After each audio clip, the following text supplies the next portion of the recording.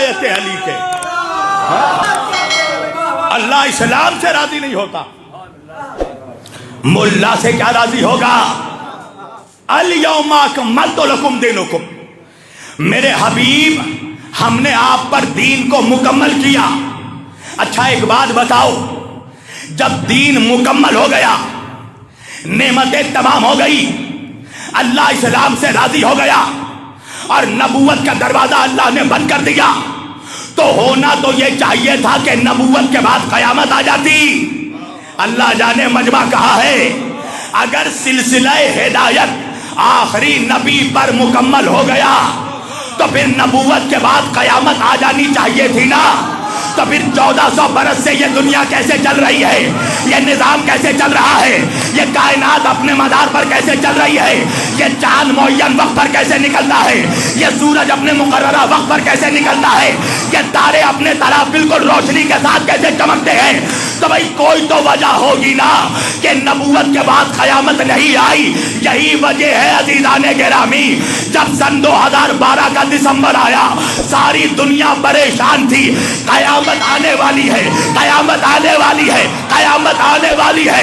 تمام لوگ پریشان، سارے میڈیا اینکر پریشان، قیامت آنے والی ہے. مگر دنیا نے عجب معجزہ دیکھا کہ جس وقت سارا جہان پریشان تھا، علی والے اطمینان میں تھے، علی والے مطمئن تھے. میڈیا والوں نے ہم سے پوچھا ساری دنیا پریشان ہے، قیامت آنے والی ہے، آپ علی والے پریشان کیوں نہیں ہے؟ ہم نے کہا وجہ یہ ہے میری جان کہ ہمیں معلوم ہے ابھی قیامت نہیں آئے گی، پہلے امامت آئے گی پھر قیامت. پہلے امامت آئے گی پھر قیامت آئے گی. تو اب سوال یہ پیدا ہوتا ہے کہ لن تجد لسنت اللہ تبدیلا. اللہ کے قانون میں تبدیلی نہیں ہوتی، اللہ کا نظام نہیں بدلتا. یہ کوئی ہندوستان کا پارلیمنٹ ہاؤس تو نہیں کہ 5 سال میں نئی حکومت آئے، نیا بل پاس کر کے نیا قانون لا دیا جائے.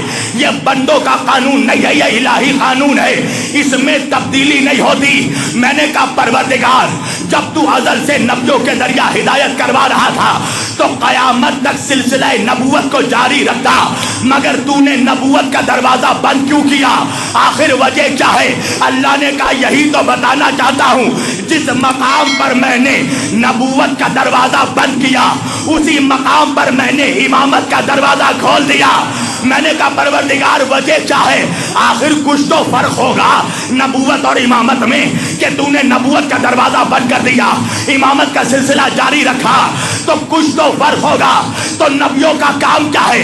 اسلام پہنچانا، شریعت پہنچانا، دین پہنچانا، قرآن پہنچانا، کعبہ پہنچانا، احکام پہنچانا. اب سمجھ میں آیا نبیوں اور اماموں میں فرق کیا ہے. نبیوں کا کام تھا اسلام پہنچانا، اماموں کا کام ہے قیامت تک اسی اسلام کو بچانا. ہائے ہائے اللہ جانے، اللہ جانے 12 بن کی کہاں سو گیا. فرق سمجھ میں آیا نبیوں میں اماموں میں. نبی کا کام ہے پیغام پہنچانا، اسلام کا امام کا کام ہے پیغام کو بچانا. نبیوں کا کام تھا شریعت کو پہنچانا، اماموں کا کام ہے اسی شریعت کو بچانا. نبیوں کا کام تھا قرآن کو پہنچانا، اماموں کا کام ہے اسی قرآن کو بچانا. نبیوں کا کام تھا نمازوں کو پہنچانا، اماموں کا کام ہے انہی نمازوں کو بچانا. نبیوں کا کام تھا احکام کو پہنچانا، اماموں کا کام ہے اسی احکام کو بچانا. نبیوں کا کام تھا دین کو پہنچانا، اماموں کا کام ہے اسی دین کو بچانا. اب بات سمجھ میں آئی کہ کربلا کے میدان میں عصر عاشور کو محمد کا نواسا اسلام پہنچانے نہیں گیا تھا، نانا کے پہنچائے ہوئے اسلام کو بچانے گیا.